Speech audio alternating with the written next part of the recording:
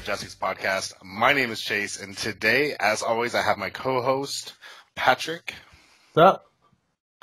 All right, and we are joined by the 2018 Brazilian national champion, the man who introduced Starro to the meta, Pedro Rocha.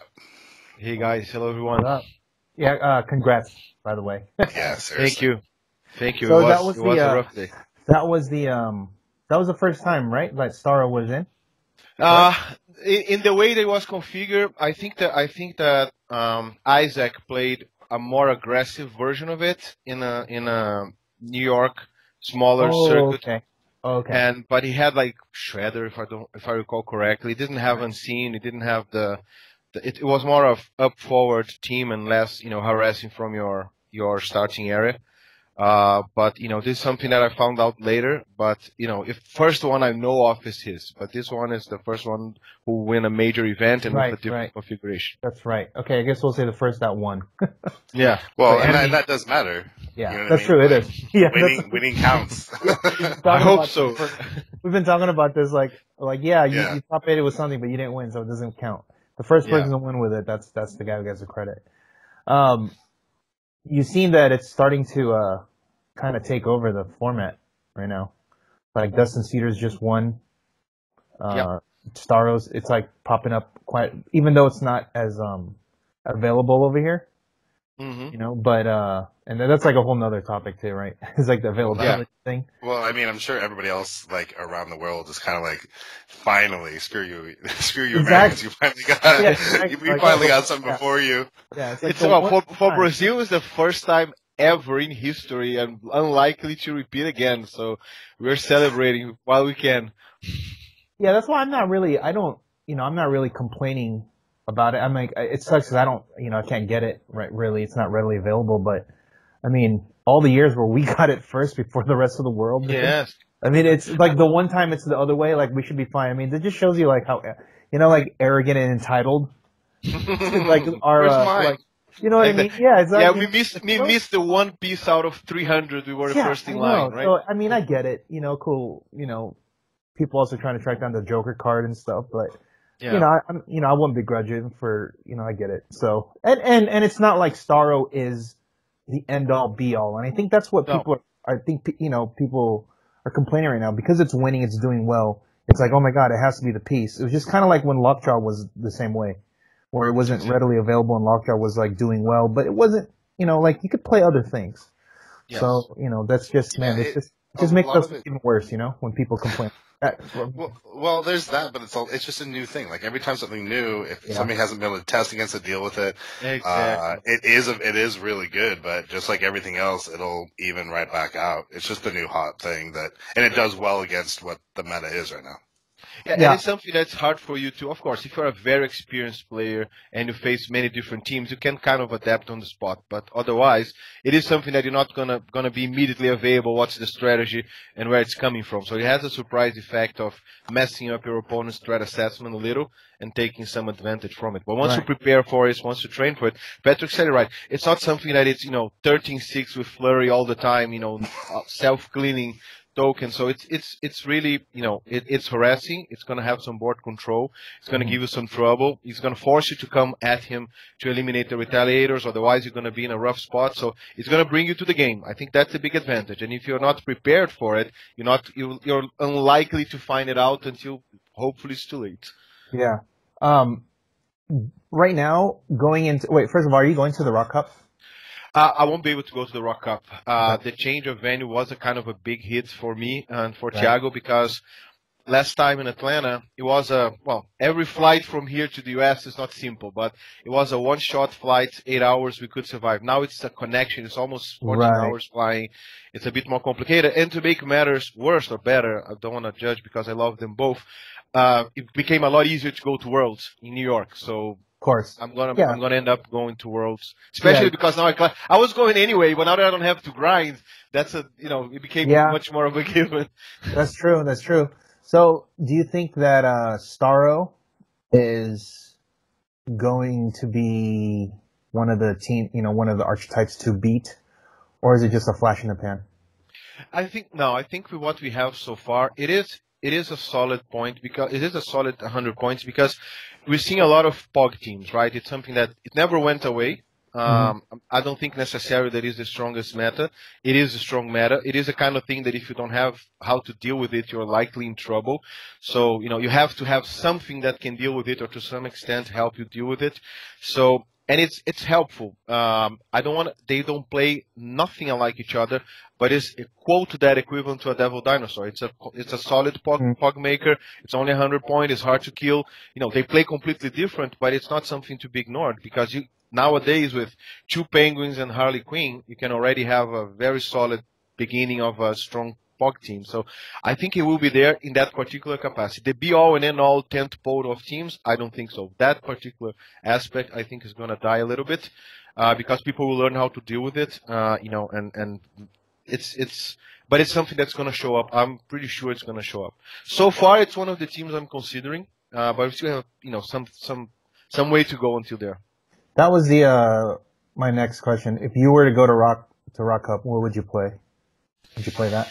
I think I still would. I would give it a shot, not only because my alternative team would be the one I used to classify. That's actually a funny story. You guys were talking about availability. Only 8 Starros arrived in Brazil to be sold. 8 more than here. Yeah, true. But the funny thing is, all the players agreed that since there were only 8, and also 8 Blackbirds, that the top 16. That's crazy. Yeah. Only 8. So they came through WizKids to officially through the. If people are selling and trading, it's a different thing. But for the event, you would have 8 of each. So what we agreed was the top 16, the 2 top 8s of the 2 qualifiers that were run to actually run nationals would pick what is that they wanted to buy. The first guy would pick either Star or Blackbird and so on and so forth. So if I wanted to guarantee that I would have a Starro for the finals or after I classified, I had to be top 4 in one of the qualifiers, and I knew that Thiago wanted one as well. So we were saying, okay, let's hope we don't cross each other in the middle, which exactly what happened. We didn't cross each other in the first qualifier. He ended up in first because he faced 2 Unimines and got them both. And I didn't get any Unimines in my qualifier, so I stopped. I went to third. We both got Starros. Second qualifier, first pairing, myself and him. Then, oh my God, okay, at least we qualified, we're done, let's play for fun. And then everybody stops and says, no, Pedro's not playing Thiago. There was a mistake with the seating. Okay, and everybody, oh no, come on, we were all happy one of them would be bad. And then I said, okay, let's re-roll. And they reseat, and then we get together seated again. I said, don't worry, man, already classified, who cares? Life goes on. But I was glad because I managed to buy the Starro, and then both Thiago and I played Starro in the finals. And the funny thing was, the guy who beat Thiago was the guy I got. We played I played the very same team as Thiago, and he played the X-Men team, the traditional one with 2 Wolverines, not yours with dupe, but the standard one. But Thiago lost map row, and he took him to the Star Trek, the other side of the underground cavern, the open space one. But I won map row. I got really lucky, and I won map row, and I took him to the underground cavern, and that made the whole difference to to be able to contain his initial barrage and then pilot from there. And going into the cup, what do you think the top archetypes are? I'm not talking about there really is only 5 or 6. Yeah, I think undeniably Unimind and the Cosmic Gang will be there for sure. And it's super strong. It doesn't consume much of your mental stamina, and I don't mean that. And I'm very careful with the choice of words here because it's not click and play. I'm not diminishing any Unimind play. It's just that you have to think, but you don't have to get stressed. It's not a multi-piece POG team that you're going to be every match exerting yourself. You're going to play in your comfort zone. Eventually you'll be taken out, but you know how to get back. Lockjaw is an easy point denial. So I think Unimind and the Cosmic Gang for sure. Shredders also for sure because they're very they're not punishing on your mistakes. You can get away with a couple mistakes and still make it through if you're not very unlucky. I think Shredder is going to be there for sure. Some level of POG making as well. I think that Harley Quinn, maybe a Harley Quinn and Death combination, hopefully with Mjolnir. I think it's still in the game. Once Death hits with Mjolnir, every single Harley girl gets deadly. So I think that's not to be underestimated. I don't know if people get out of their comfort zone and go there, but I think it's a very strong Which Harley are you talking about? The title Harley. Oh, Hard. like You can making leave her way back. You can leave her back with the penguins. You know, she pushes the penguin you forward. tick up. Right. Yeah, and eventually, exactly, you tick up without taking damage, and Mistress Death does she's the gatekeeper. Whoever gets close enough, you just put the token there, you know, and it's downhill from there. I also think Retaliators will be a big thing. I think that, you know, Retaliators, it's a good team. You know, get a couple Sutor Groots, and not mean having Retaliator in teams. That we're way beyond that. We're past that. Everybody will have a couple, but having a mostly Retaliator teams. Tyler might take his Wales team. You know, why not? It's a strong team. It's solid. It's proven. But I think, to make a long story short, Unimind, Shredders, some sort of POG making, and whoever can bring a Starro will do. I think you're gonna see a lot of X-Men. Obviously, I mean, I'm guessing that one is a given. But my pick for this Rock Up is that the tank will be the big thing still. Despite all the nerfs it took, the tank is still major for tie-ups, for, you know, getting your X-Men's off of their important clicks or putting them as the top ones. I think it's gonna be a big thing. One thing though, I don't know if you guys saw it already. There was a very recent ruling from WizKids on Forge. Have you guys seen it? Yeah, you have to pick only one.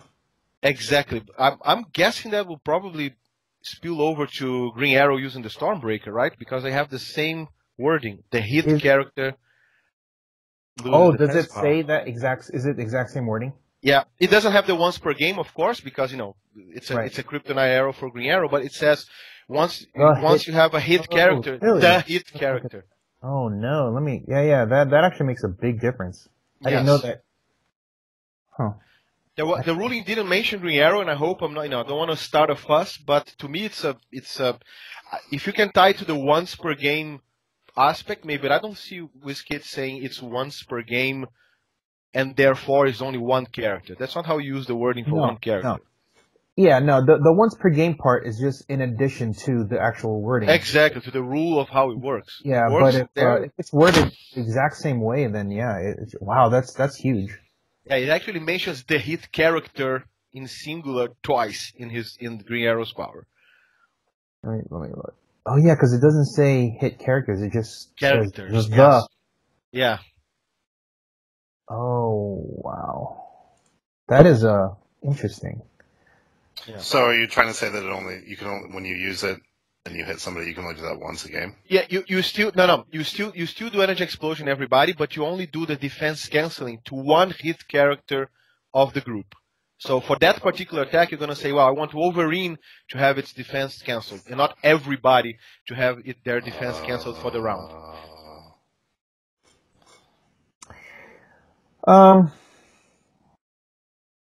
You know, it's maybe semantics, unless they define it the same, but it's actually not worded exactly the same. There are a couple. So Green Arrow says when he hits with a range attack, the hit target. So in that sense, it is right. But Forge says, I mean, it could just mean the same thing, but it says you may choose the hit character. I don't know what that means. You may choose a hit character versus the hit target. Because the neutralizer looks like it's an option, whereas Green Arrow is not an option. So you think that makes a difference? No. Interesting. Because Green Arrow, it has to happen, but it's also worded differently. It says you may. Forge says you may have the hit target or hit character. This says the hit character can't use. Or no, so this says the hit target. So they say target and characters are the same. Yeah. It should be, but you never know with them. They do change it to their liking, to whatever they think works better for the format, in my opinion. But check at the venue before you put your team. If you're gonna go for the Stormbreaker Green Arrow, double check. This is gonna be kind of annoying because Jay and I are the judges, so we're gonna have to. I just gave you some homework. I apologize. Yeah. Well, it's good that it's. I mean, Jay did point out the Forge thing, but reading both, it sounds the same, but it's not worded the same. So There's a difference because when it comes to HeroClix, it's not common sense, it's logic. Yes. So logically, it's not the same. Mm-hmm. But common sense, it reads that it should be. You know what I mean? Yeah. Now, if they decide that the you may choose the hit target part is the same as the hit target, then okay. But until they make that, I would say they're different. Mm-hmm. So, yeah, but that's a very good point. Oh man, damn it. Mm-hmm. But there might be other stuff that even spills over too. Yeah, there are things if Oh, they have yes. to, yeah. Oh. I think that ruling seemed a little weird to me. Because I also anyway. hadn't they before? Didn't they used to have something that said one hit target? I could have sworn that there was a guy that had something that said when you or like something like it's worded like precision strike, where precision strike is contingent on targeting one character. Yeah. So that one specifically says if you target one character, you can use basically precision strike works if you only target one. So but that one specifically says one target. So well, and there's other stuff in the game that does that too, like that Dr. Killabrew says, like when he's doing that, pick one target. Pick right. one target, and do the one. Receive the extra damage. Mm-hmm. Yeah, so I mean, that's why the president goes that way, but then they ruled it. But the funny thing is, and you guys might disagree, but I'm not going to remember namely, but there are a few characters, and the reason why I remember is because there was a common joke here in Brazil because we're not native speakers, because there are a few characters that has one bolt and say hit characters, as if WizKids were already foreseeing that you could somehow make them hit more than one character. So does that mean, hold on, there's usually ways. Wait, but does that person have energy explosion though? Nope. No, I have to. No. I'm in this particular example. That's why, because there's no way that on its own this character would be able to hit more than one character. So I think that by all means, that is not the argument to end the discussion. But I think that you might find precedents where WizKid foresaw that something else could make him hit more than one character and left purposefully hit characters in that particular character. That's how I would reconcile the other way of reading the. You obviously you've come from a Magic background, right? I'm too old. I started with the alpha, so. Oh wow! I apologize, but that's. But they've come a long way, but they've had their templating down to a science now. Yes. Where you can look every single thing. There is no difference in their wordings, so there's no different interpretations because they're all templated correctly or the same. Whereas WizKids, even though they've templated better, they still have quite a ways to go because like that. There's that example, the Forge Green Arrow. Why are they worded like if they wanted it to work a certain way, they should have both templated them the same way. Mm-hmm. But they're not. So now it's just open to interpretation, and I think that's where the issues come when it comes to rulings. So even though they've gone better, it's still not at the level where it should be. So yeah, I agree. Especially when it's going to be hard and it's difficult to do the college control. But it's like you said, if they can template how things get hit and interact, and then they only put flavor in the effect. That should be easier because now you know how they hit, how they interact. Then the effect is different. Green Arrow cancels defenses. Superman does an extra penetrating. Someone else puts a token, whatever. Yeah. But you shouldn't have discussions on how you hit and interact because it should be a common concept. Yeah. No, you're right. That's a very astute observation because and that's always been a thing that I've had since the very beginning was their templating, and at least they're trying.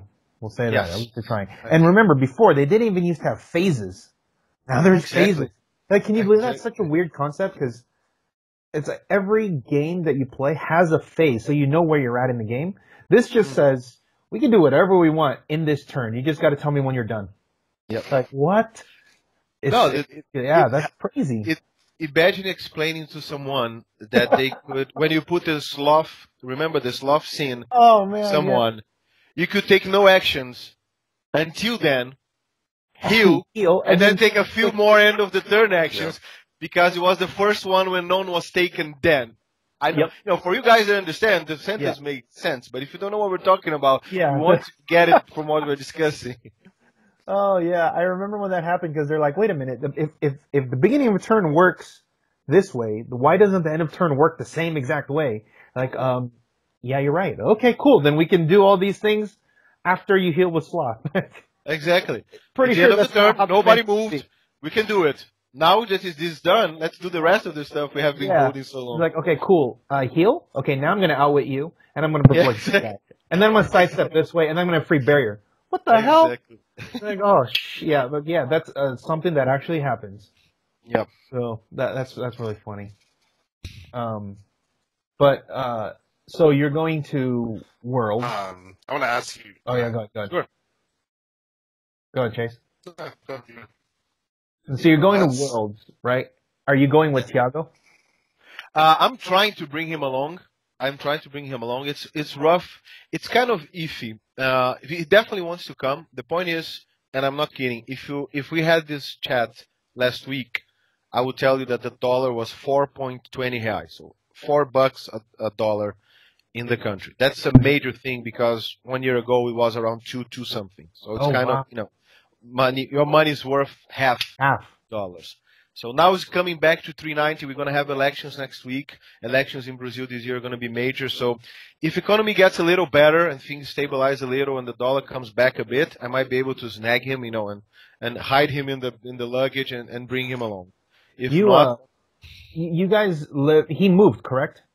no, we're still couple, well, 300, Oh, 400 kilometers away. okay. Because I thought he said he moved farther away from like the click scene.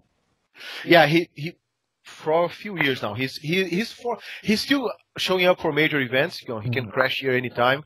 We're really close friends, and he knows that. So it's easier. So he never misses any major events. Okay. So, but it's for him. Meaningful practice is either with me through Skype or with anyone through Skype or Hangouts. Or eventually, there's a friend of ours the guy was really old school. We managed to bring him back to play.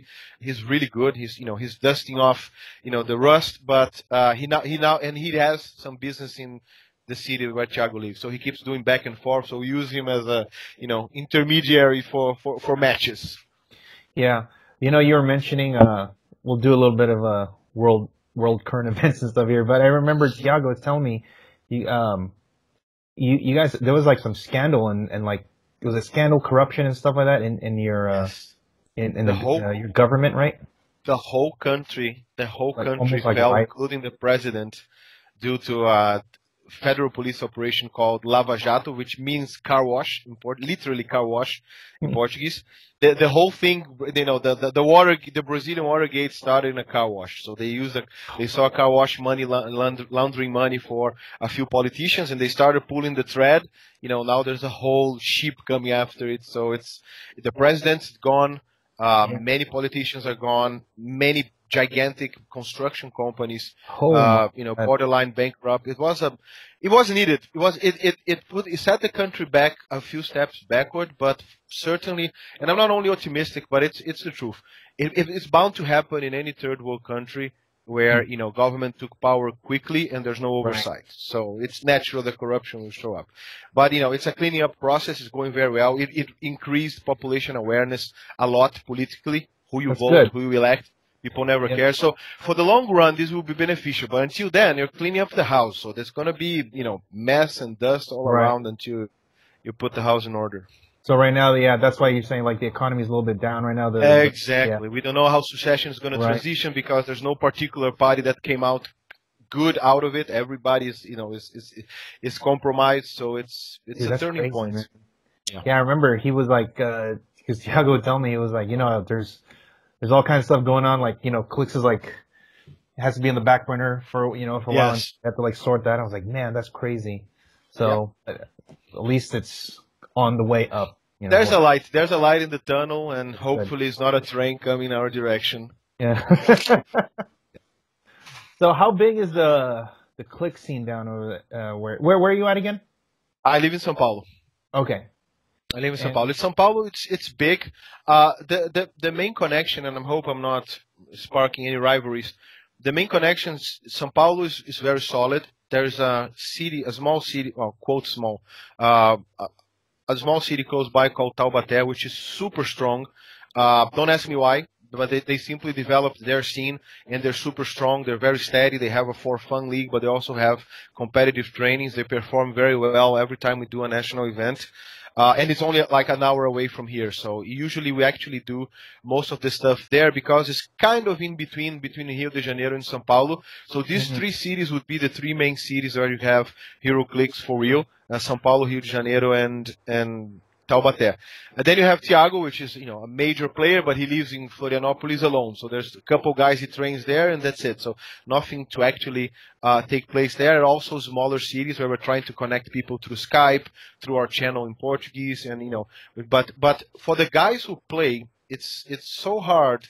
And I'm not complaining or crying, my entitled Brazilian self, but it's so hard, but that at least is a very tight group. So, there's 30, 40 people are always present. They represent, they show up, they support, they translate the pieces, we record videos, we exchange ideas. So it's not a gigantically growing community, but mainly because of the barriers to have access to pieces. So, if you draw a line between Silver Age and Modern, you see that Brazil grew a lot Silver Age eyes. If you look at our eBay equivalent here for HeroClix, it's always alive. And, and collections are always exchanging hands. Even buying from abroad when some guys make a major selling cleanup order house for Silver Age stuff, people still buy it. They love the game, they enjoy the game, the for fun scene is actually a lot bigger than it seems. The modern competitive era is a little bit more complicated because it's hard to get product. You rely, on the mail, and then you have a lot of aduana charges, or you have to have friends that travel more frequently. Yeah, I was just going to say that because you used to when you used to go to New York, right? I'd ship to New York and you'd bring it back. Exactly.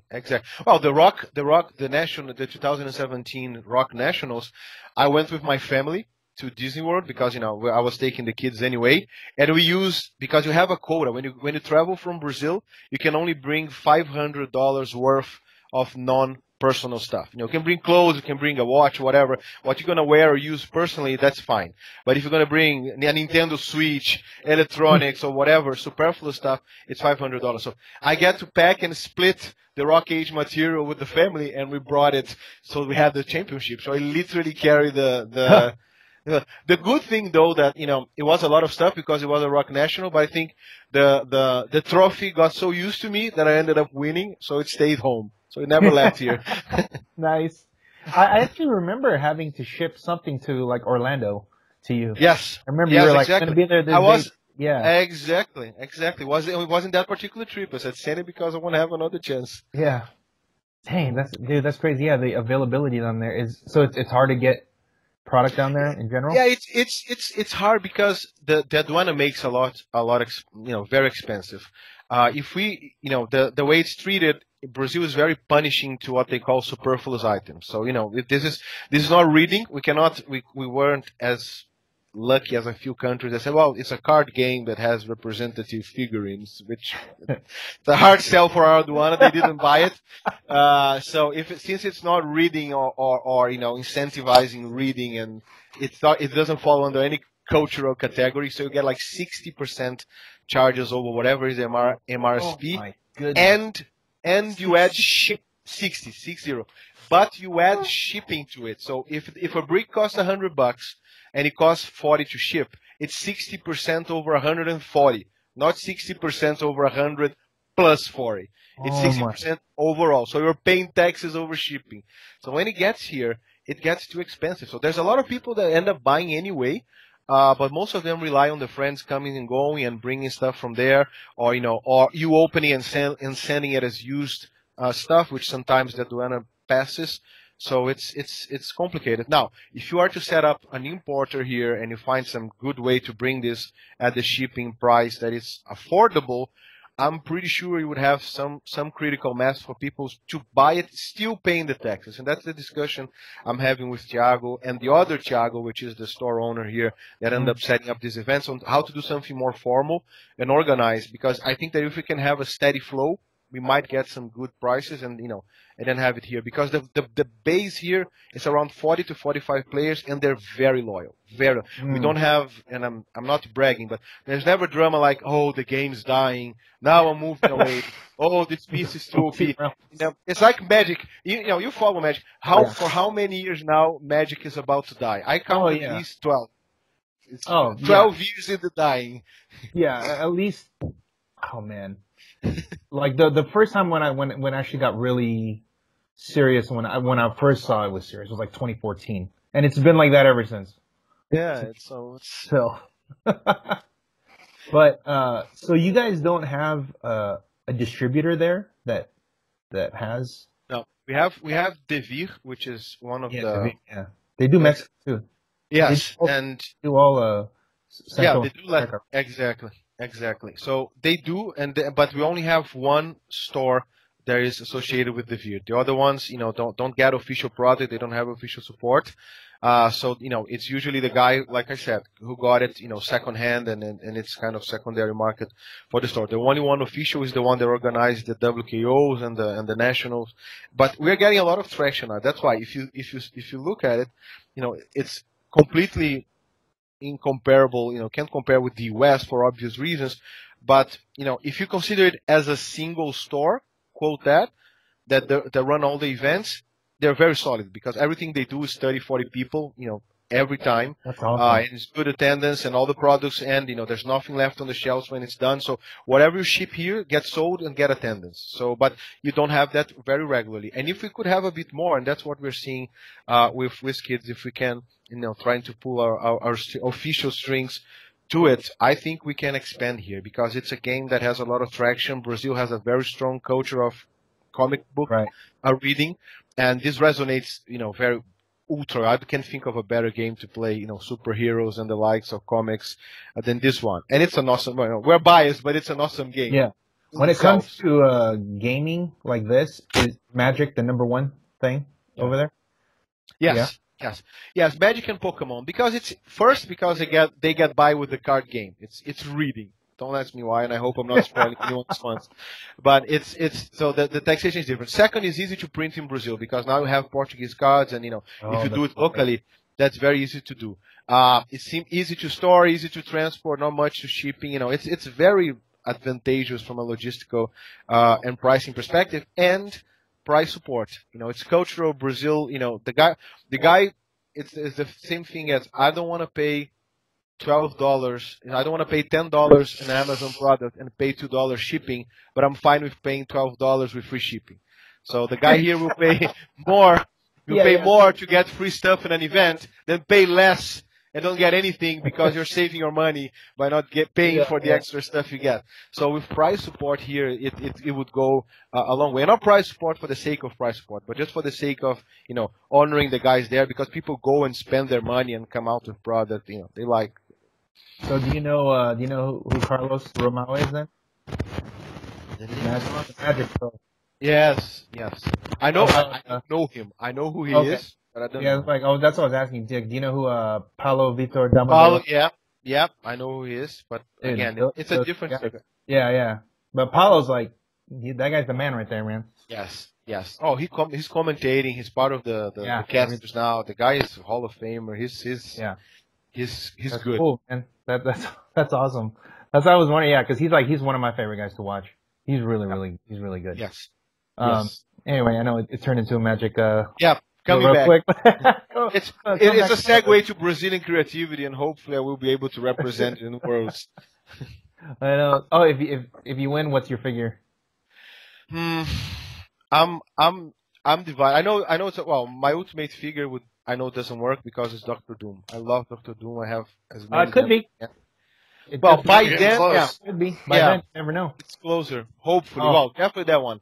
If not, assuming that one will be is out of bounds, I would be split between Colossus and Magneto. I'm a big fan of Colossus. I have a lot of statues from him. I don't know why, but ever since I was a kid. And thankfully now with the wanted poster cards, he almost saw meta when Deadpool came out, but he was too expensive to bring in a survivable click. At 80 points, he's still a very good call-in, but he's too fragile. Now, that solves, the wanted poster solves your problem. You can still bring a wall breaker that hits good, and, if it hits back, it disappears before awarding your opponent points. So that might make him see meta. But love to see him in the meta. Magneto needs no help seeing meta games because they've always been strong, Silver Age or not. So, but it would be either one of them. I would have to pick depending on the. Or if I take too long and I get too much hit from my wife, a Wonder Woman in her homage, so I can still play the game. Yeah. For the longevity, if I still want to play the game once World's done, definitely something for the wife. Yeah, that's good. If go ahead, Chase. No, go ahead. You're fine. Oh, good. You're here, right? No, it's good. You guys keep talking about this. I have something I'm going to bring up in a second. I got to make sure I go. Because we were talking about, figures coming out, new stuff coming out. Have you checked out the new solicits coming out? The gravity feeds are back? Yep, exactly. For Captain Marvel, For right? Captain Marvel, yeah, for the movie. Is that the one where we have more rares than commons? Like 9 commons and 11 rares? That's funny. And then they also posted the Earth X booster brick. Yeah, that was already yeah, that's been out for a bit. But about the rare common thing with the gravity feed, I'm wondering if they're going back to the Target mass market model, because those models, that model of distribution, they had similar rarity numbers too. It was like 8 commons and like 9 rares, or 8 rares, because there would be 4 rares from the hobby line, and then there would be 4 different rares from the mass market line. So that would be 8, and then you'd have 8 regular common figures in this for both, and then there would be a chase for each. So that would make it like 18 figures or 19 figures if they have another, As a collector, I really hope they don't do it again. Do you guys are able to get mass market stuff like that? Not at all. Not at all. Only secondhand. That thing doesn't even come close to getting here. For instance, I was telling you, I collect everything since Spider-Man, since the Turtles 1 and Spider-Man. I managed to get the mass markets, the Target ones for Guardian of the Galaxy 2, but I didn't get the ones from Wonder Woman. So I have everything since Turtles 1 in HeroClix, including Grey Gage, including Jack Frost, whatever, except for the Wonder Woman pieces from Target, and that's very complicated. And that's it. I don't mind chases, I don't mind ultra chases, I don't mind them being hard to get, but when you have a distribution issue and this alternative method, I don't think it's, with all due respect, is constructive to the game. Might push people more away than collectors closer, to be honest. Yeah, that's true. I mean, I haven't even seen any of those Wonder Woman boosters, and we're here. Yeah. Because they stopped giving them out. Yep. Yeah, that was a weird one. Yeah. Especially because you guys been it for a little, it's a euphemism, longer than myself, but I don't know if historically the gravity feeds from movies have been meta changing. They usually, like 4 fun level, maybe with a couple. Yeah, they're just very basic dials is the best way I would say. I mean, the closest thing I can think of when they came out with that Wonder Woman from BVS was the 105 Wonder Woman that you could call in. Yeah. That was about as close you can get, because she had, I think, Battle Fury, Blades, Flurry, Charge. Yep. Yeah, that one was a good one. Yeah, I don't know. Other than that, I'm trying to think. You have some good almost figures. If you look at Yondu, he's almost good. If you look at Nebula, it's almost good. If you look at Grandmaster, maybe Grandmaster might see, with a few. Are we talking about just gravity feed like that because shredders? Yeah. Well, we say movie ones. Yeah, but they were not movie ones, right? Yeah. The movie. Okay. No, that's not it either. I was gonna say the Raven, but that's not the movie Raven. Yeah, it was Wonder Woman back. Yeah. Yeah, movie sets. Yeah, I guess that's true. That would be very interesting. Maybe if someone like listens, like, oh no, you guys missed it. Maybe they can, post Yeah, it. let's do like fast Like, forces. yeah, I'd always put a couple nice pieces there so people jump in as well. Yeah, that's what they should be doing, right? They should Yes. put something in there. I almost feel like a starter kit or a fast forces for these movies would just be better. Yeah. When I see the gravity feed for the movies, I never pay attention to it. I mean, I don't pay attention to it. I just never have any desire to grab it. Well, when they're making it, when they're doing these, they're doing it with the thought that they're going to also release it mass market, and it's just easier to impulse buy. Yeah. Thing.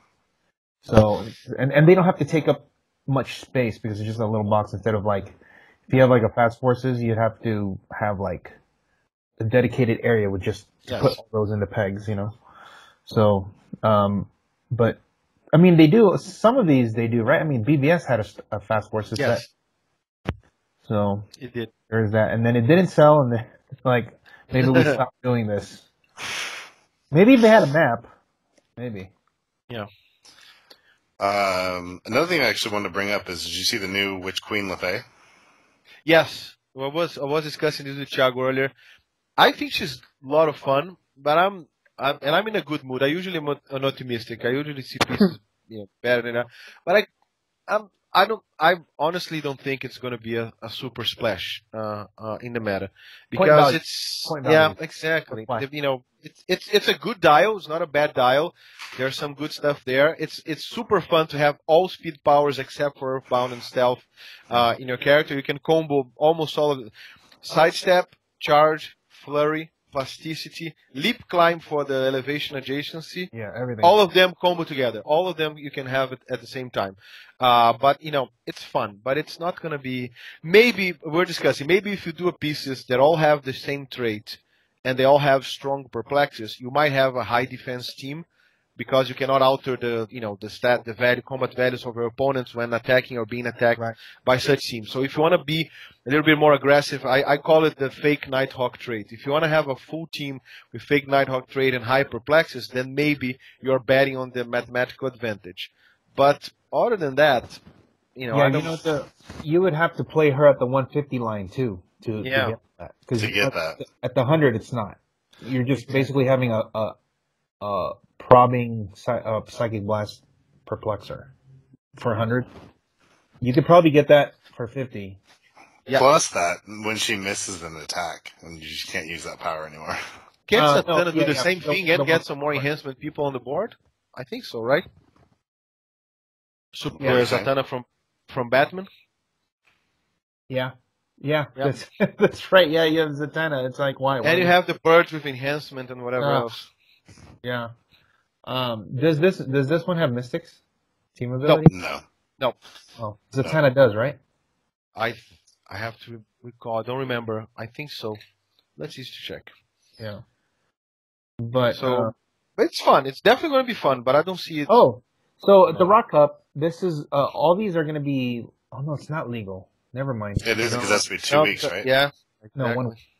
1 week. It's the 17th. The pre-release is this weekend, right? Yeah, but the official release date is the 17th. Yes, correct. And the Rock Cup, the 18th. 18, 19, 20. You will be able to buy it, but not play it. Yeah, so I think what the sealed portion is. Yeah, she is Mystics. Is Battle World, but other than maybe Sheriff Strange, I think Odin at 120 could see. If you build it right, I think that's really, really good. No stop clicks and no protected outwit, and you get a free attack. Yeah, I think it's really good. It is. Well, if you have, we have to check. I never stopped to look into it for team building, but you can probably sneak. Is he giant or anything? No. No. He's just you probably can get him in an overdrive sand cap and have someone and a Wolverine straight up your face with nothing to defend you from it. So. Oh man, that is. I mean, one of the things you could even do is just to have either Kirk, Sulu, or Doc Ock just run up. Doc Ock is one of the better ones because he has outwit. Yep. So you have double out on them. You take the protector out. Yeah. Yeah, and you flurry a million times, and Star Fox dies in 2 shots, and then Unimind dies in another shot. And you get and just in case things go sour, make sure you have Firestorm, Chase in the sideline because they love Doc Ock so Mystic. sick, Gets in, gives perplex, and like one of the moves that you can do. I was just thinking about this with if you do like an overdrive Doc Ock and Odin, you move all the way up there, you do your flurries, and let's say you're trying to flurry 2 different people, and then you killed one, but the other person's still there. You can sidestep back with overdrive, and then have Odin throw Mjolnir at that guy, and then just kill that guy there. So you just got like 5 attacks. Yep. And that's only 2 35s. You got 65 points of other stuff. Yeah. So I think for sure that it's right there. It's maybe at the 175 you probably don't. That's I think it's a little too many points. But that 120, I think it's right there. What do you think of Black Panther at full? I think it's gonna be fun. I like that idea already. We were discussing whether to put Groot or not in there. But it's the same discussion as Goblin King full, whether you have a Carnage there or not. If you're more aggressive, you definitely want to go to towards your enemy. So having a Colossal might not be that bad. But I like him. I think it's gonna be strong. I think it's I don't know if it's gonna be as impactful with people discussing. Oh, what happens is everybody bring because it happened the last Rock Cup, right? Oh, what if everybody plays solo Unimind? And everybody goes to the bottom because you keep matching each other and then tying and then everybody. So I don't think it's gonna have that effect of people say, "Oh my God, Black Panther!" and everybody shows up with Black Panther. But if you're lazy and you know how to play and eventually just want to show up, it might surprise people. I think he's strong. Give him the symbiote if you're conservative. Give him the mirror if you're aggressive, and go for it. I don't know, man. Odin Doc Ock probably kills him in 2 shots. Yes, that's the risk. That's the risk. That's the risk. Or even George Master's team with Green Arrow, right? The moment you're counting on your if you're gonna count on stop clicks, no joke. Take Doomsday. Make something around Doomsday and go for it. Right? Yeah. Because he's the king of stop clicks and he dishes out some serious hurt if you assume nobody will be able to handle stop clicks. But the problem is with X-Men having 100 attacks. So I don't.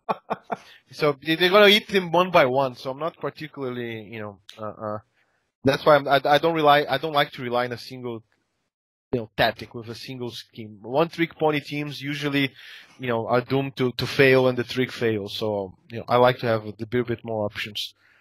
But I think there's a Thanos there that could snowball. He's hard to get, going, but once you do, I think it's a prime one, right? That you can, if you start killing people, his snowball's pretty good. Are you talking about his stats start pumping? Yes. The more he kills, does it have to be opposing guys that die? That's a good question. I'm trying to look it up right now. Yeah, that one has a very good potential. Battle World. That's funny. But what was I gonna say? Do you think? Because as with most games and just in general, how game in HeroClix especially, when there's something new, everybody jumps on that as a new thing. Once upon a time, which is not even that long ago, X-Men was the thing, right? Everybody was playing X-Men, and now it's like we moved on to something else. Is X-Men still? Do you think? I think it's obviously still tier 1, but do you think it's still like way up there? Or has it fallen off a bit? Because people, I think people are more prepared for it. That's for sure. It's always a problem. Surprise your opponent is the thing. Threat assessment is the thing in this game. But I think that the fundamentals that make the team good are solid. Right? You're not counting on a trick. Where your team is dicey, which is leadership, you're rolling 4 times, 5 times. So, even that you're kind of covered for. You have a lot of team props, so it's a solid. It has all the fundamentals of a great team. It has its weakness because there's no perfect team, but it's very solid. You have a lot of perplexes. You have the call-ins. They're all in the sweet spot for call-ins. You can push Moira for out to it. So exactly. So it is very strong still. But like you said, now people are more prepared for it. Like Uniminding was winning left and right. He's still a gigantic threat. But nowadays, if you go to a competition and you don't know how to fight one, you're lacking, right? You're lagging behind how the meta plays. So I think it's something people will be prepared for. It's also naive to think that you're going to go to a major event and not find X-Men and Strathers there. What I think it's interesting, and you guys had this discussion last podcast, so I'm not going to bring it up again, but it is maybe not the healthiest, but it's a very healthy meta, not only by the diversity of teams that you can bring, but also the diversity of behavior in such teams. And that to me is the interesting thing. I can totally do a counter for X-Men that's going to be very effective and have them dead in the water, and then that's it. And then if I face something else, if I face Starro, not that good. If I face Doc Ock, I'm gone. So, this is the kind of, there's no general counter that, the pickup powers are not gone, but the pickup powers are few and far between, which are usually the Swiss Army knife, which made for instance, the Queen Jet, which to me is the coolest team I ever played.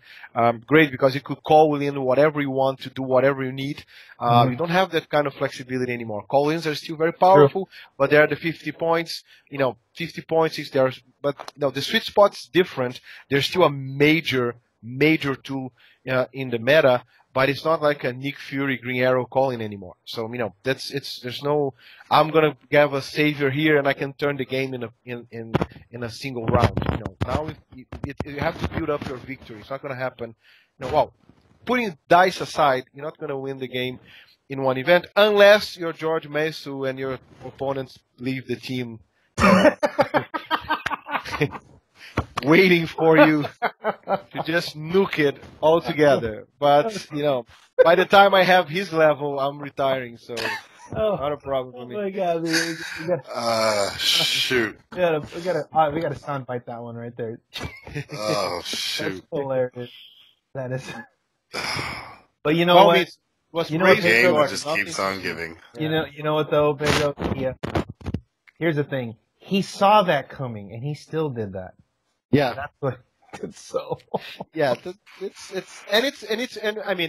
a lot easier from the outside when you're calm and having all the time in the world. So first, you have to be able to criticize. You have to be in a position to get in the finals consistently. So and I'm not that arrogant. I'm not there yet. Hopefully one day.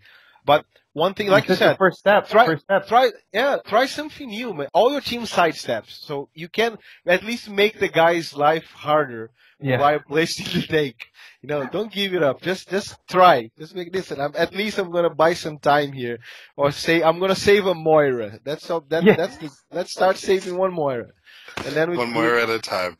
Oh exactly. Man, that's funny. I totally did not expect that. So you actually watched the video? Yes, I love I love the game. I watch everything that I can. I love the fact that more content is being produced. Right. I was super pumped about Superhero Showdown coming back. You know that I praise that particular show piece you guys do ever since it started. Right, it's one of the things we first discussed. Working on the next one. Steve. It's super important for the game. Not being nice because he invited me to be here at all. It's super important for the game. Steve put in a post, now to do some praise because the guy is awesome and deserves. Yeah. He said it. We don't have, it's not every place that play every team and can watch every meta, right? It's still a game that's very scene dependent, right? You will likely do better in the scene than in a scene that you don't know, because you can straight down a little bit more, narrow down a little bit more. Yeah. What are the major teams are probably going to be there? And if you are too deep in the scene, you might even know the pieces people have to say, okay, he doesn't have that one, so that piece is not going to show. No green arrows here in this venue. Yeah. So, it's Starros. Exactly. So that way you can bridge this gap and you can make a more democratic a team, because the more knowledge people know, it's a game that to me, maybe I put the bar too high to what I want to be in terms of competitive player, but I want to I want a game that skills the decider, not knowledge. I don't want to beat you because I knew more than you because I didn't have access to the information. Right. I want to like, beat you know you the rules because better. despite you had despite having the knowledge of the same knowledge that I did, I was the better player. Otherwise I was just more knowledge. It's a knowledge competition, and that's not what the game is supposed to be. He brought up a good point on that, because I remember he was saying, like, are there any videos of these other matches that because we don't see this, like the Wales team and stuff. Yeah. So that was good. But you said you wanted this to be a game of skill and not knowledge, right? Well, I would argue that knowing and not knowing, knowing and remembering things is a skill.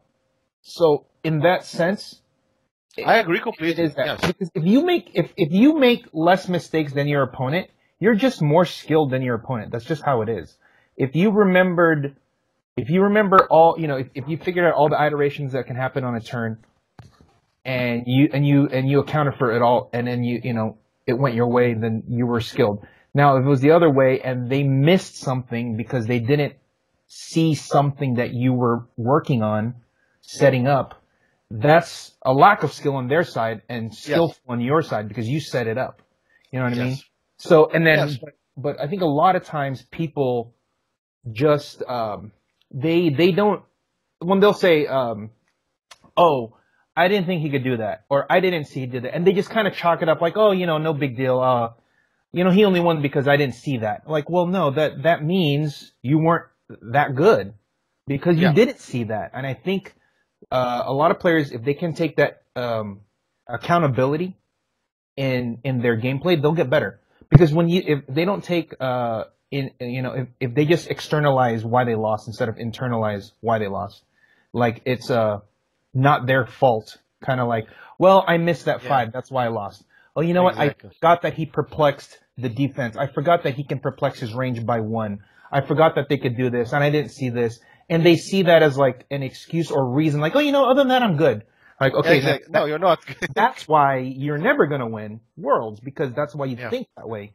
You can't think that way.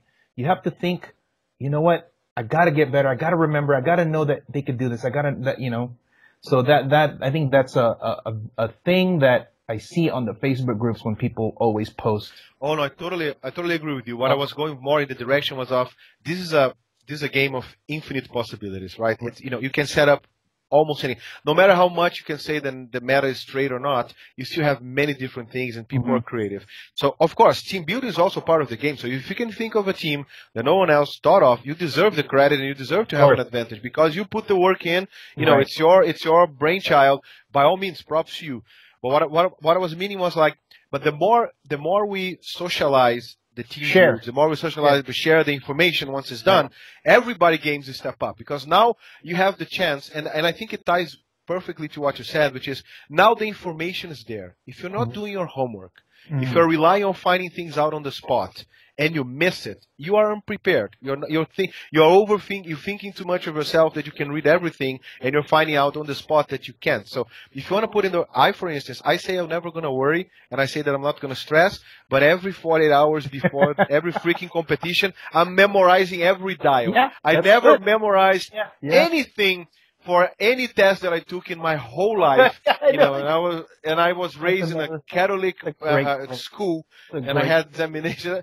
But I go there, so I'm not going to do it. I'm an old man. I'm a grown man. I'm a father of kids. I don't have to do this. And 48 hours, no matter what, I'm there memorizing dials, because I don't want to go there, look at you and say, I know what I want to do, but I don't know where you're going to land if I do it, because that's on me. That's not on you.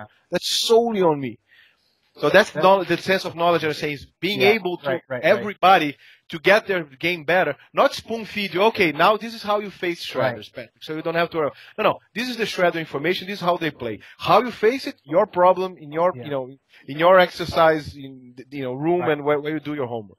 You know that well, they made it a lot easier now with the dials in the back, but it's funny that you say that, because when we used to, like, back when it was like Kevin, Justin, Chris, and I, when we would go travel, and whenever we drive or we fly, whatever, when we're at the airport, we're in the car, we're quizzing each other. How many clicks? Like we have a list of every single possible competitive piece that we would see. And then we go down the line and just go, how many clicks? How many clicks? What does he have on click 3? How many clicks of prop do they have? How many clicks of this do they have? And we just go all the way until we got it all the way down. This was before the character cards. Yep. So, you know, now, yeah, I mean, not character cards, I'm sorry, the dial on the back. The dial on the back, yeah. So but now, I guess the only difference would be if you were playing said pieces, you don't have to know those. Yeah. But, you know, you'd still have to know it to an extent because, you know, you're only going to be playing, let's say, 5 of like the 50 pieces of whatever. Exactly. So you'd still have to, you might as well memorize all 50.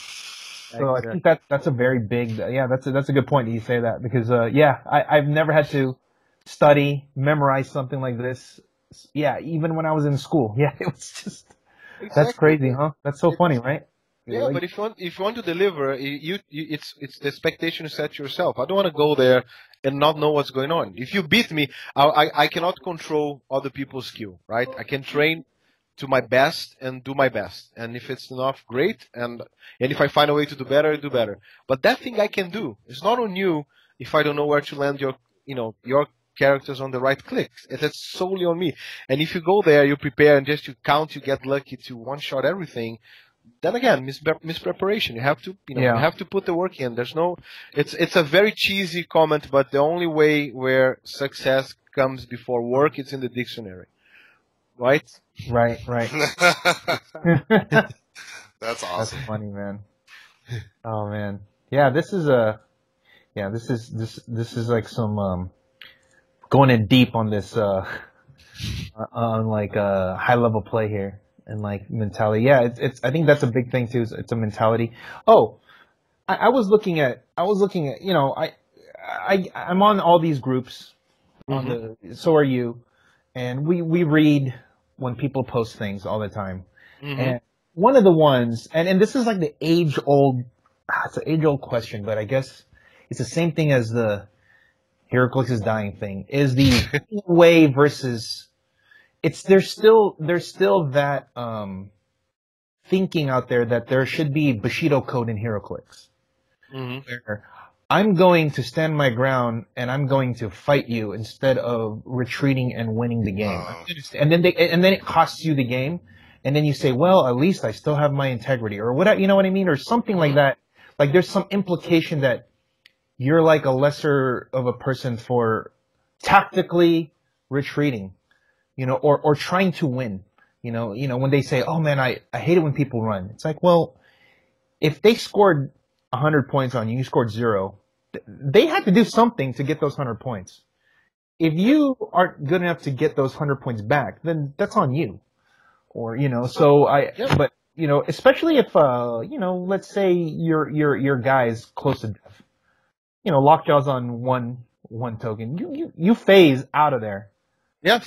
You know, if you're going to stay in there, you know, I'm going to stay here, I'm going to try to pulse wave you, and I'm going to perplex it up, and I'm going to try to pulse wave you and kill you. And then you miss, and then they kill you. That's 100% your fault.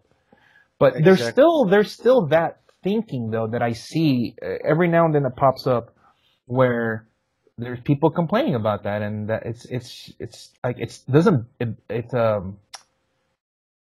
I guess I just don't understand it. Bushido code in Heraclix, right? Yeah, I agree with you. I think that you know there ain't such a thing. So it's like asking George Foreman to fight Ali and say you have to go there and sit in front of each other and then exchange blows until one falls. One guy is built on speed, the other one is built on strength. Yes. Of course, you have to play your territory. One thing that I might maybe consider on the point is that it's one thing, for instance, you might have a quick team that goes for a strategical strike and then dance around your opponent. And if you build a team for that, congratulations, you're building your team on speed and agility. And if the guy can catch you, sorry for him. He should have seen this coming. You know, he probably has a team that hits 13-6 twice, but doesn't have reach, and he's waiting for you to get on his skill box for him to do his stuff. He's lost. Or he has 3 Colossus to destroy your team. You just kill one, you know, poof, Cyclops away, and then the guy has to come to you. That's part of the game. It's in your strategy. Now, if you start stalling because your team is not performing correctly, And then this is the only way it's not really your tactics to win. You're trying to grasp out of victory, out of a misfortune. I think you can still do it because winning is winning as long as you're taking the right time. Listen, if you're going to run away, you can only run away back. It's 30 seconds to run away. This is my play. I'm running away. Do whatever. And if you still lose because it didn't catch you, so sorry, my friend. The guy outplayed you, made more points. Victory is it. Now, if you have 3 pieces, you're going to move back, and you are like considering, should I stop on N23 or N24? So that's numbers. So what you're describing there is straight up stalling, but it's under the guise of I'm thinking. Yeah. And I think that's that is such a thin line. Yeah, because it's one different I see things very pragmatically. So it's one thing to secure an advantage and use mobility to make sure that it carries you through the end. To me, that's absolutely fair game. And if you don't like it, sorry, it's part of the game. The other one is, trying to we call it in Portuguese, to dig the breach, to provoke the offense, to provoke the situation in which you're trying to come out of it. Not out of strategy, not of, I might have an advantage here. Now I have some points. I won't, for instance, or to give a more practical example, if I won't be able to run away in time because your team can close the loop on mine, but I may be not quick enough and I'm going to try to buy me time to do it, then this particular purchase of time, for lack of a better expression, I'm not a particular fan of. Because you are losing in the strategy and you're trying to prevent your opponent by no game mechanics, which would be playing, running away, making barriers, perplexing down, whatever it is, non-game mechanics to get him to get to you. If you're holding back by perplexing damage down, putting barriers, whatever, congratulations. You're beating the guy with the mechanic. But if you are using outside the game's mechanic to secure that advantage, then I may be willing to take some of the Bushido. But other than that, come on. It's a game. Yeah. You're not mobile enough. Yeah, for sure. I mean, when I say that, I mean, I'm not, when I say the Bushido code, I mean, like you said, you stand in front and fight. Like that's, because I think that's a very clear separation between that and stalling. Yeah. And the stalling part is, completely unacceptable. Now, segue into that. Have you had to call over a judge at all, ever, for somebody slow playing you because you knew that they were up and they knew that there was this much time left and they were trying to eke out a win by doing exactly what you just said? Should I go in M24, M25? And really, there's really not much, there's no, it's like, come on. I have no range. Where are you going to go? No, I got lucky. For instance, it's my personal style and sometimes it plays to my disadvantage, but I like to, I don't want to call it quick, but I like to play decisive. I think about my plays, but I don't mull over them too much because eventually might second guess yourself. So I prepare so I don't have to second guess myself. So my whole games, hopefully, if you play against me and you're not playing something ultra complicated I've never seen that I'm trying to figure out on the spot, you're likely not going to get long rounds from me. So I use that fact to first have a conversation with the opponent and say, my friend, I'm giving you 2-minute rounds every round. I'm letting you play every round, and you're giving me 5 minutes round every round. You think it's fair? We're close to the end game. If usually that works. That's the farthest I've come, and usually work. I didn't even get to threaten to call the judge, which I think will be my next step. Say, listen, if you don't do something, I will feel entitled to call the judge. So I never got there yet. So far, but it worked just to say, listen, it's situational because, for instance, now you have less pickup powers, and I can understand, not agree, but understand someone having two, Hakim and Goblin King and being in a tight spot and having to decide, do I pick powers to run away? Do I pick reducers and energy shield or combat reflect? I can see some guys spending time on that because, it's a lot of pieces, and if they're on a tightrope, that might take a while. But these are not very common anymore, and the guy should know what he's doing. Especially, and I also like to tone it down a little bit by match. If it's a normal WKO, it's usually thinking. If it's the Worlds or if it's Rock Cup, this is the cream of the crop. Come on, if you're having a hard time, let's all be professional players and respect each other. Yeah, if thousands not, of dollars on the line. Exactly, we both know what we're doing, right? And the guy will know as well, right? You guys have more experience than I playing. It's not that hard to tell when it's very serious, high level playing. Yeah, you know what? That's a good point to make, because the people who you will be playing at the high stakes games are all going to be like you. Yeah. They're all going to have that same, like, okay, we need to finish in time. We need to, be courteous to each other. You know what I mean? So that is a big difference than, say, playing somebody of lesser caliber who's trying to eke something out because they're not good enough. If you're at the Rock Cup, you're good enough because you have to. Exactly. You know what you're doing. You went there on purpose. This is not your fun event. You're not there to try your, Mystics teams. You're there. You're there. Let me tell you a quick story here about you when you played. Do you remember when you played Ryan Roberts last year? He was playing the Chameleon Doc Ock team. Yes, sure. I forgot what happened, but so real quick, Chase, Ryan, you guys this was the Sunday event, right? Yes. Yeah, this was like the finals. Ryan forgot. That's right. Ryan forgot to do. I believe he forgot to take the tokens off of Doc Ock. Yes. So he didn't get to power action. So Ryan positioned he did everything. He went the whole turn, ran all the way across, and then Pedro's like, wait, what are you doing?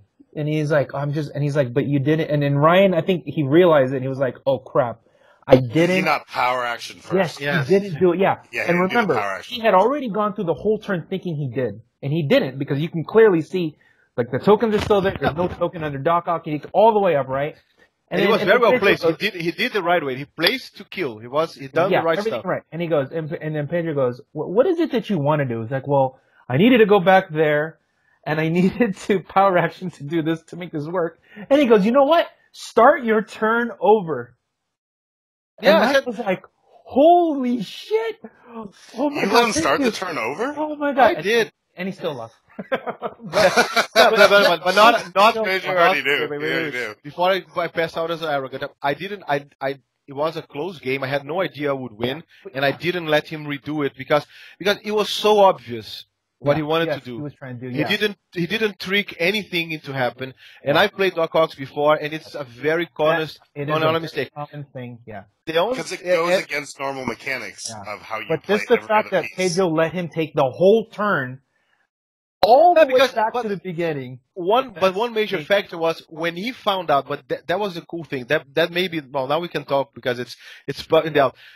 The main deciding factor for me to let him redo it was because when I asked him what he was trying to do and realized what happened, he didn't even consider asking me to go back in anything. Right. He immediately started doing the play to say, okay, then I'm gonna move back here.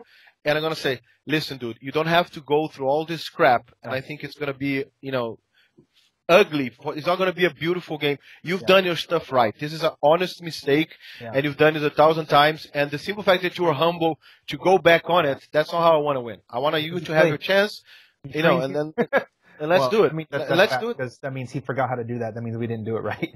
But yeah. But you know what, though? But that shows you, like, even at the highest level like that, this is why I say HeroClix, just in general, the community, the gaming, especially like the competitive gaming, is way different. Of course, there's some bad apples here and there, but way different than like Magic and Pokemon, Yu-Gi-Oh! And stuff like that because of like the camaraderie, like just everyone being so, I guess, nice, which is, it's crazy, right? Being nice. Like, you guys are playing. This is like is this round 1 or 2? I think it's round 2. Yeah. What event was this? Like, this was Rock Cup, like the Sunday event, like where you're playing for $15,000 prize purse, and someone like Pedro saying, you know what, I know you're gonna do that. Go ahead. And Ryan was like forever grateful. That's when I didn't know about that until he came up after. He was like, you know what, that's the coolest guy. He's my favorite guy here. Like that happened. He was like, man. And he was like, he didn't even feel bad that he lost because he was like, you know what, I should have gotten smashed if he just held me to it. But you know what, I'm similar in the same way. Like, I don't want to win that way. You know. Yeah. So I guess in that sense, Bushido. Sometimes people. Yeah, one thing that I dislike is, like I said, and his attitude helped a lot because it was not like he was not trying to fish for information. So if I put it here, can I attack? Because there is a fine line between agreeing on what's happening in your turn, which I like to play like that. I'm describing everything that I'm telling you, not for you to audit my play or for you to give me tips, just for you to, when I'm done, this will be a 14 attack for 6 damage on your 15 defense because I got everything all right. Do we have agreement? You don't have shape change. I outwitted everything. Right. It's simply roll and kill you. Are we in agreement? And then that's the only thing the guy say, no, I follow you. I'm in agreement. But some guys do it. Oh, do you have any defense powers? It's for you to know, my friend. Yes. Do you have, what will defense be? Well, dude, I can answer every technical question of yours, but I cannot tell you what is the best angle. How do you get me from here? Or how do you get me from there? And that was the cool thing. He did his play. He didn't interact in any way to get any particular advantage and said, that's what I'm going to do. The exact play that was supposed to be done, perfectly executed. And when he saw that was me, he said, listen, this could happen to anyone. I would like to have the same chance. Given that the tension was high, we both lost the first one, so it was important to win the next game. So I said, listen, it's tense. And I would feel shitty, Say, oh, I beat the guy because he forgot to power action something. Then I just ran away because he was out tempo. So do your stuff. And I'm a sucker. I believe in karma. And then my dice got super lucky because he still played very well, and I got super lucky on the dice, and the game turned out. It was never knowing that I would beat anyway because it was a very fair game, and he really had a very aggressive alpha strike on my team. Yeah. But hopefully I managed to recover, and it pulled through. But and the trick there was because you played Unimind, right? Yes. Yeah, because I was like, man, if you could just do this right. You can just kill Unimind on the spot because Chameleon was not this thing. And I'm like, yeah, good luck trying to get through all that. Exactly. But, and I got lucky because when he tried to get away, use the double overdrive move, explode, come back again, and move, I managed to TK Unimind, if I recall correctly. No, I don't know. I TK'd Hawkeye. Nighthawk called Hawkeye. TK'd and perplexed by Unimind. At that time, you could perplex him, without a Hata. Oh yeah. And Hawkeye, Hawkeye crit hit Doc Ock into the wall. So 6, he dead. Yeah, crit hit Doc Ock into the wall, and then he crit hits Kingpin. The double hits Kingpin first. So I said at that time he said, okay, now it's over. So it was a good play because he didn't see the angle, and it was funny because he left one guy in the corner, which Hawkeye. It was the only one that Hawkeye could hit. But if I hit him, then 4 more. And it keeps going. Everything could be there. That's funny, dude. And it worked out in the end. But it was it was different if he was trying to make something up or getting an extra advance. That's funny that you say that because we. In our circuit that we do out here, we do a when the tournament starts, we do the speech of what's going to happen in the like there's going to be this many rounds. This is the last minute. This is cocked dice rulings. This is you can only use one pair of dice. All that stuff, right? But one of the ones we always say, and it goes right when you said what you were describing earlier. There is no gotcha moment. It's like, you need to 100% communicate and agree at all times. You agree which phase you're in. You agree what your values are. Because, and we even specifically mentioned this. If you say the attack is 11 on 18 and you both say yes, and then you roll a 7 and they goes, wait, forgot I have reflexes. Then that's a gotcha, but you need to communicate with each other. Yes. There is none of this like hidden, there should be no hidden information. So exactly. It's like, oh, you remember you forgot that I picked this on me. I'm like, oh crap. So you do that before so that there's no discrepancy, right? And then the other one is you got to give them a chance to roll their shape change. Yeah. Yeah. There's too many times people just attack, roll, they take the click, they put off, they go, oh, wait a minute, I had shape change. You're like, okay, a judge, what do we do? So we always say, when you make the attack and you ask the person, because remember, shape change is a may, it's optional. Yes. So if I attack your guy and then you say, go ahead, You won't be then able I to go. divine if you really want it or not. Yep. Exactly, because there are times where you say, you know what? I want you to attack this guy, because what if I roll shape change? I get it. Exactly. Then you attack the guy that I don't want you to attack. Exactly. Or I have a highest defense here. You're coming Yes. for my high defense. I think I can Exactly. prop that down to a miss. Yeah. I want it. Yeah, exactly, because, they might think different than you. Yeah. So they might say, I really want to hit that guy, and you might say, I want you to hit this guy. So there is that whole thing. We do say that, we do mention, give your guy a chance to, if there's any effects that they need to do before you make the attack roll, to let it apply, such as shape change. So that's funny. That's why when you mentioned that earlier about the, trying to get additional information, or trying to I got you on something, and no, we try not to do that, so that it's a level and fair playing field, because HeroClix is different than a lot of other games where it's not as concrete. Yes. Because they're still working on that. We just added phases, so exactly. There's that, maybe there and might there's be also more about stuff, 50 different things that go into like an attack almost. You know what I mean? You got shape change, you got super senses, you have the different modifiers, and sometimes it's not all just, you can't just look at a dial and know that. You can't look at the piece and go, oh, I know that he has perplex on him. Yes. I know that, you got the special powers, you have everything, then you have the traits that might have energy shield deflection. There's just so much stuff that you can't just look at the piece and say that is what it is. Especially with pick-up power, too. Yeah. It's not the best. Like, everything is available, but it's not, what is the evident word? Or immediately evident. Yeah. It's not just clear cut. Obvious. This is what this is. It's obvious. There's the word I was looking at. That's what makes the game. That's what I think causes the most amount of issues and time in the game. Right.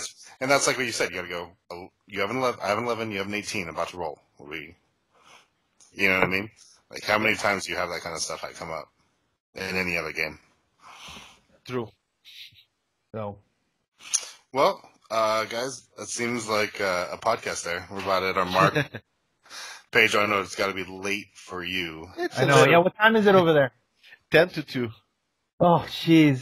So it's late. But that's late. That's how I sleep. I love this. I could do this until 6 o'clock in the morning.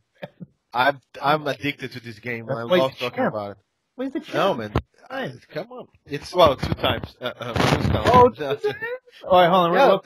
I'm gonna cause some strife here. Who's better, you or Thiago?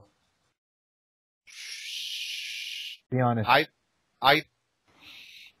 I think Thiago is better at playing. If you see Thiago on board, and I'm see myself more as a team tweaker. For instance, if this is I think I told this even on American. I won him a game because he didn't want to play the Professor X normal, only the Prime. I said, dude, this game is about options. You have freaking space in your sideline. You put both Professor X's for the ID card, even if you don't use it, just for good measure. And then the second match, I finished my match early. I got lucky. The guy misplaced my Star Fox. I had Star Fox from Mjolnir and Unimind for the qualifier. So I wanted to have a non-stressful game. So I just rolled over. It was really easy, and it was fun. And I'm walking the bear to grab a Coke, to drink some Diet Coke and relax. And then Thiago hugs me, dude. I just won a match because of you. I said, how?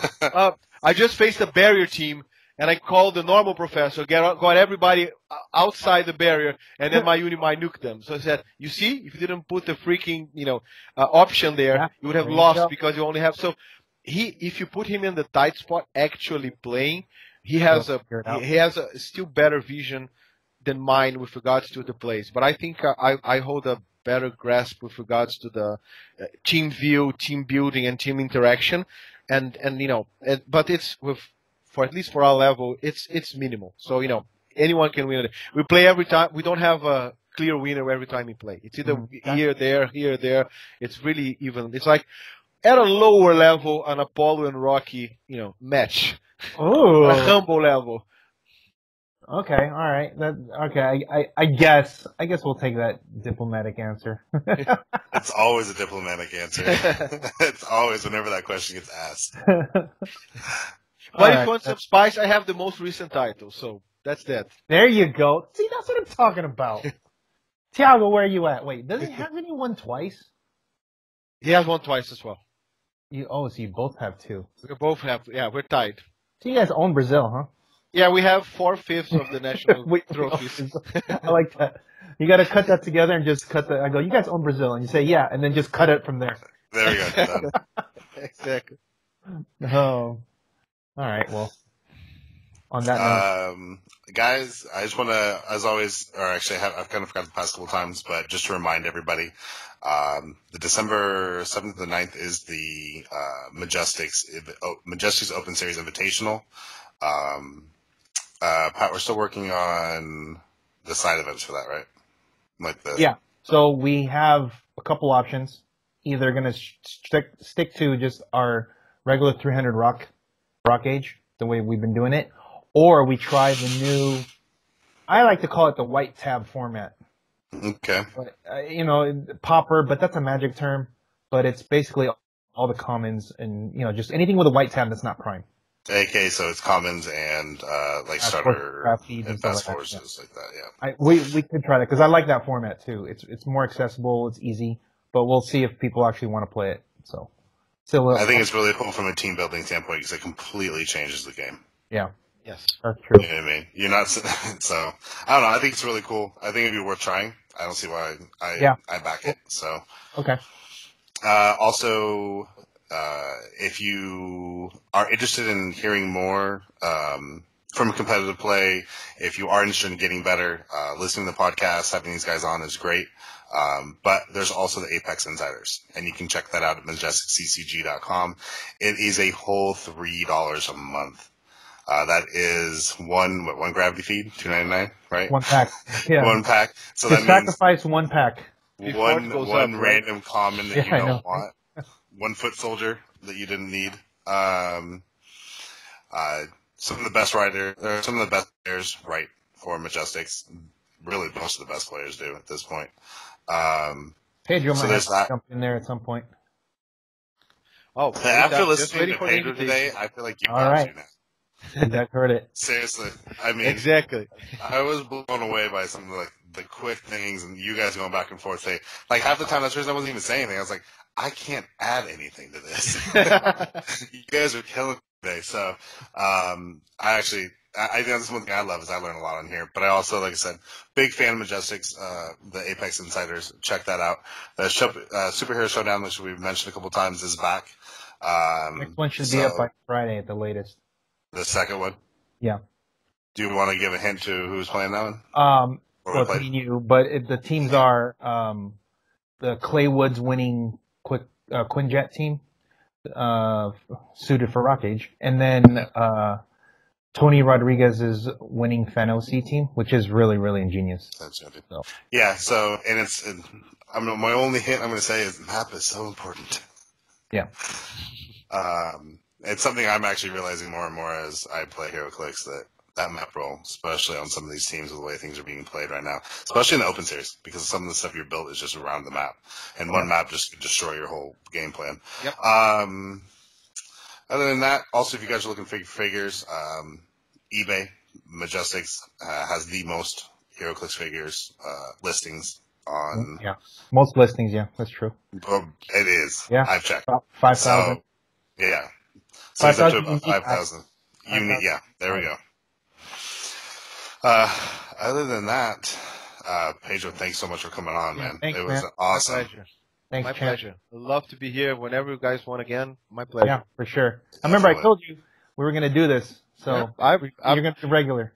When you said it would happen, I relaxed and said I did it. One more item in the bucket list crossed. Oh, also, guys, if you want autographs from Pat, he will be at the. He loves it. He loves it. Bring your Queen shots and your Lydias and your Mellows. Yeah, there you go. Other than that, Pat, you want to sign us out? Yeah, guys, thanks for joining us, and until next time, when in doubt, perplex the attack.